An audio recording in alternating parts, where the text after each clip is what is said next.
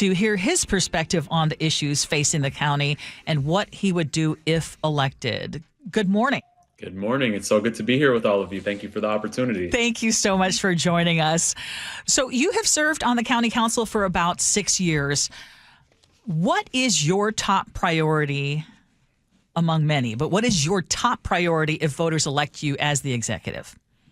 My number one priority is breaking that cycle that we see on the streets of our cities where people are facing the overlapping issues of homelessness, addiction, mental health issues, crime, and incarceration.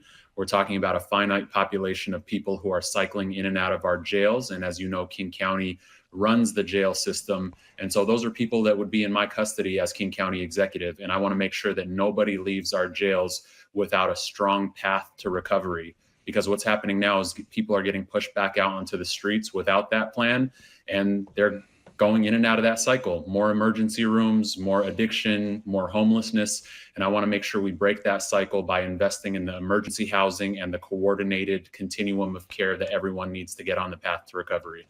Okay, more specifically, because the county has been pouring record amounts of money into homelessness and affordable housing, and yet it feels like the crisis hasn't truly budged.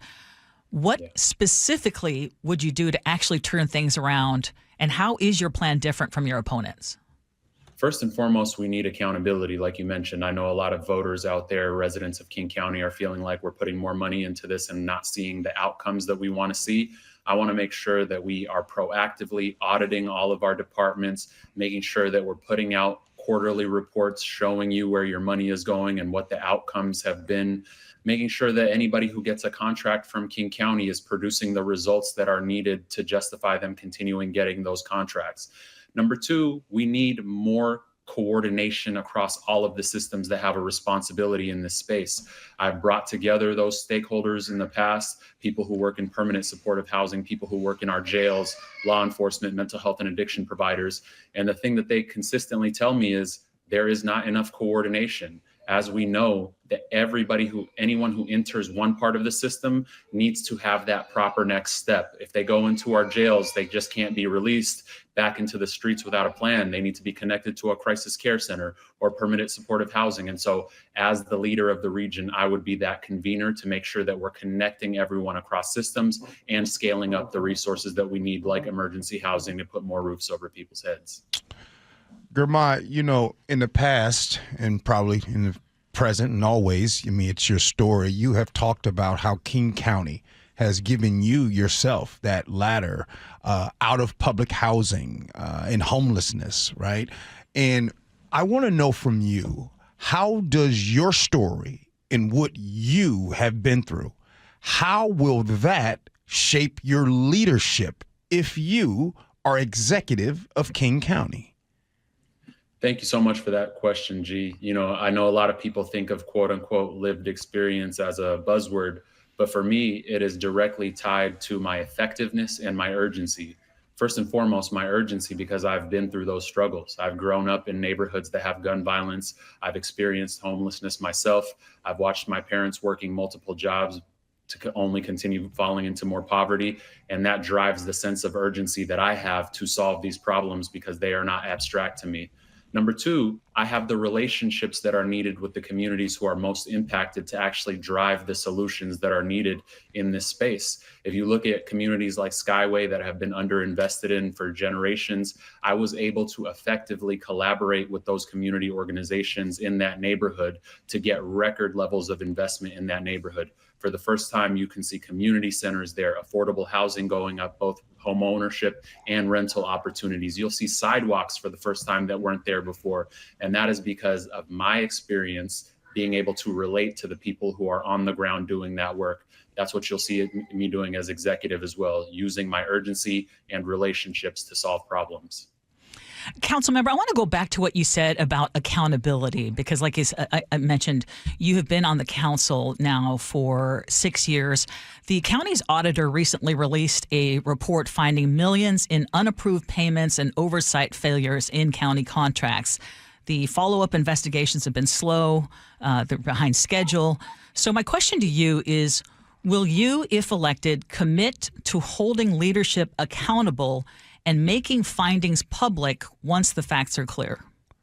Absolutely, Ursula. Thank you for bringing that up. First and foremost, I have to say that the results of that audit were unacceptable.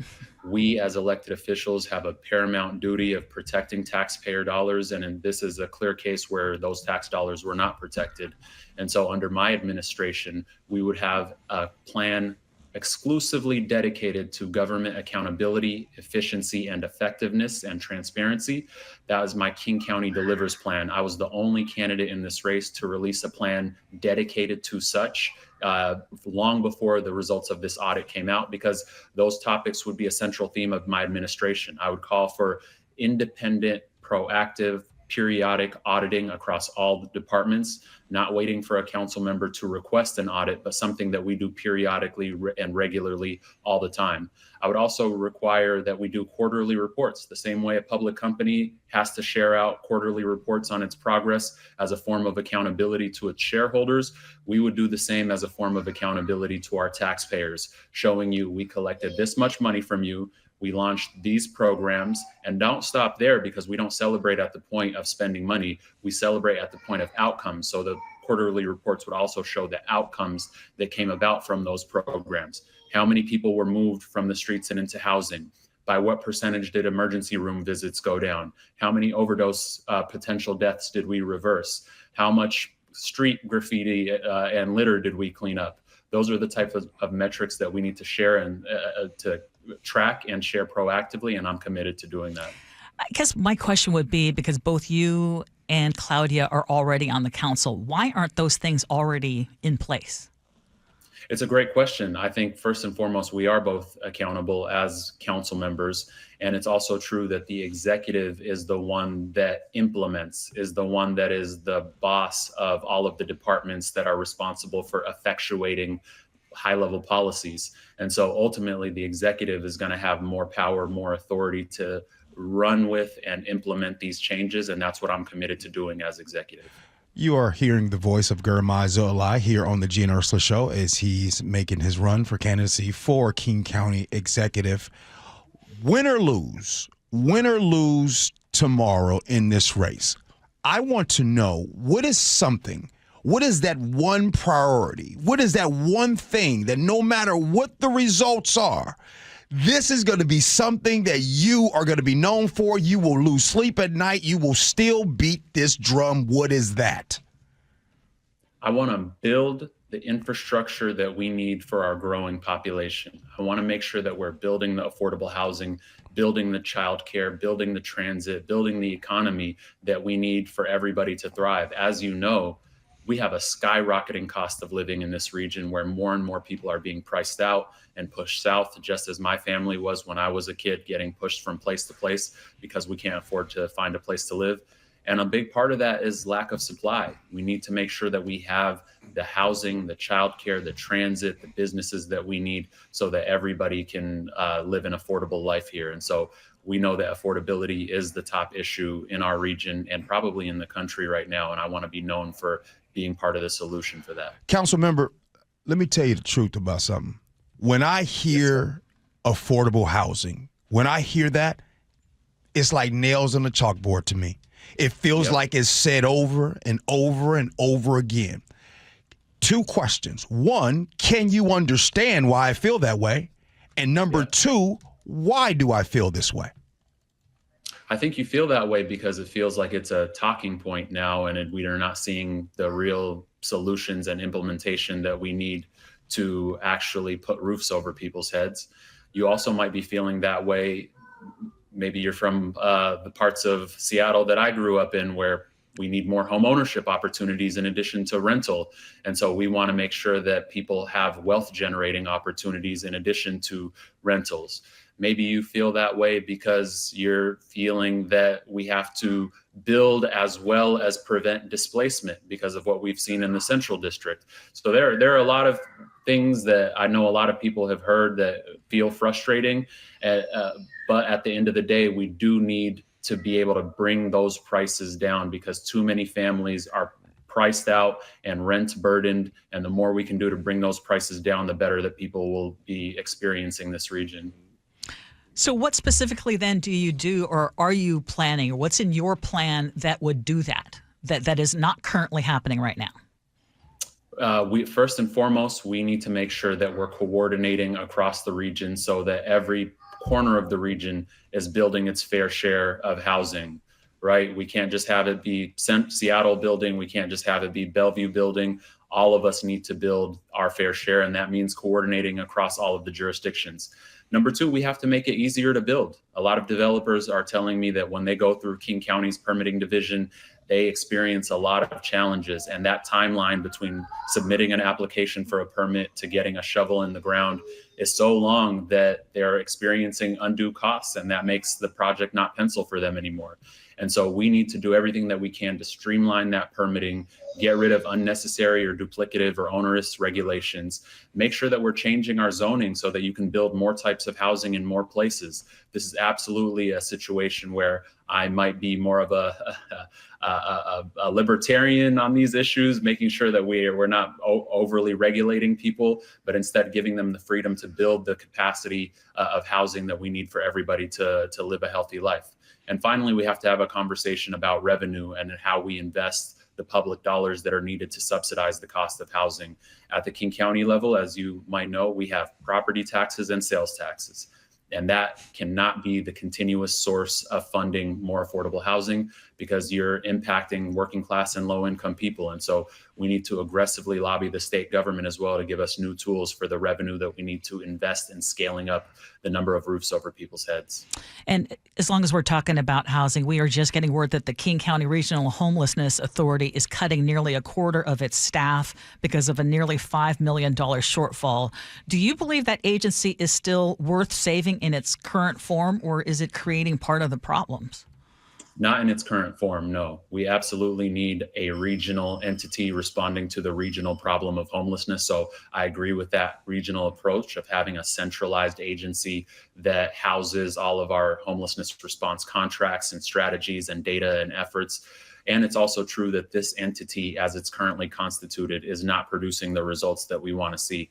And so I feel that new leadership at the King County level is a prime opportunity to hit the reset button. And I want to do a Reset the Region tour where we go around and we get buy-in from all of the suburban mayors, the private sector, the nonprofit sector, and we all commit to a certain structure that would allow us to put in the resources needed to make this entity successful.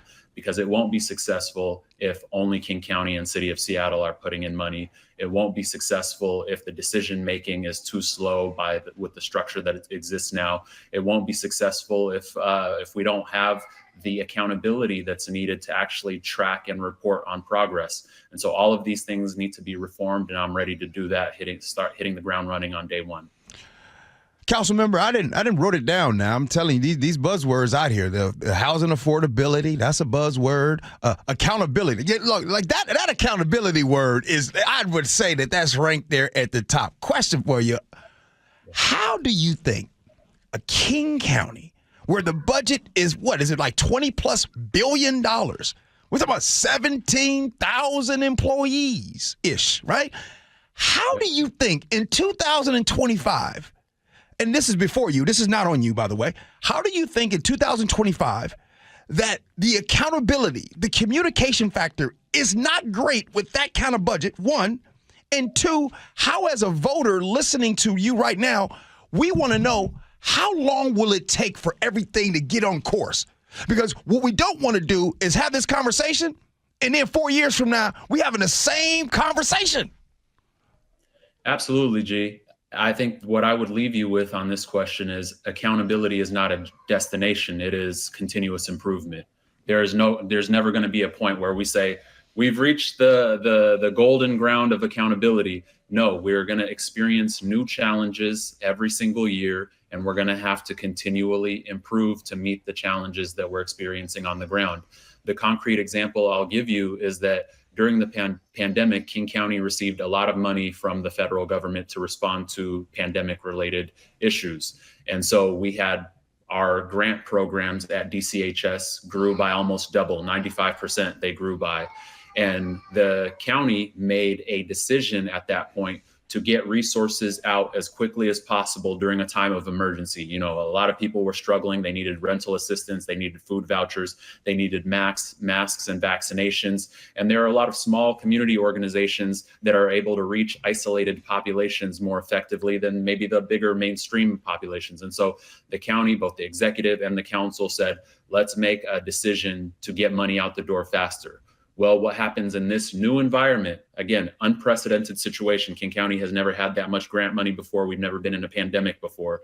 What happened is DCHS lowered barriers to participation, which allowed them to assume more risk as well at the same time. And that's how you were able to see a lot of these contracts going without the financial oversight, without the controls that are needed to make sure every tax dollar is accounted for. And so in this situation, we need to reset, and we need to put in new safeguards, and we need to have stronger financial controls and more audits. That is a continuous improvement and not a destination. Just to follow up with that, are any of those flagged organizations still receiving county funds? I don't believe so. I believe there is a pause at DCHS, but I can reach out to confirm that. Okay, one final question, and we're kind of out of time, but I want to ask it because it is important. You previously supported closing the youth jail, but you have since shifted your position. What led to that change? Yeah, my position in 2019, if you look it up, was that I believe that we need to move away from this big central secure jail and have smaller secure facilities that are more dispersed around the community. And my goal with that is that I have two goals. I want to make sure that we have a safe community, and I want to make sure that our youth are set up to succeed. And I didn't feel like this big centralized entity where you go downstairs and it's just a baby version of an adult jail. I didn't feel that that was contributing to the success of our young people. And so where I have changed now is that I believe we can transform the building that we have rather than getting into the battles of citing new jails in more places and finding the capital resources. What I've learned is that is a whole bunch of time and resource that can instead be used toward transforming our existing facility. And so I believe we need to have that secure building, and I believe we need to transform what happens in there so that it's more therapeutic, more integrated with community organizations, more educational, so that when young people leave there, they're on a path to success rather than what's happening now, which is they're more likely to recidivate. They come out of their cells telling me they feel dizzy and disoriented and unable to manage their anger because they have a developing brain. So our entire goal is to keep our community safe and make sure our young people don't recidivate. Girmay Zahilay, thank you so much for joining us. We appreciate your time. Thank you both so much. I really appreciate it. Ballots are out now. 1 day left to vote, everybody. Please make sure to fill out those bubbles.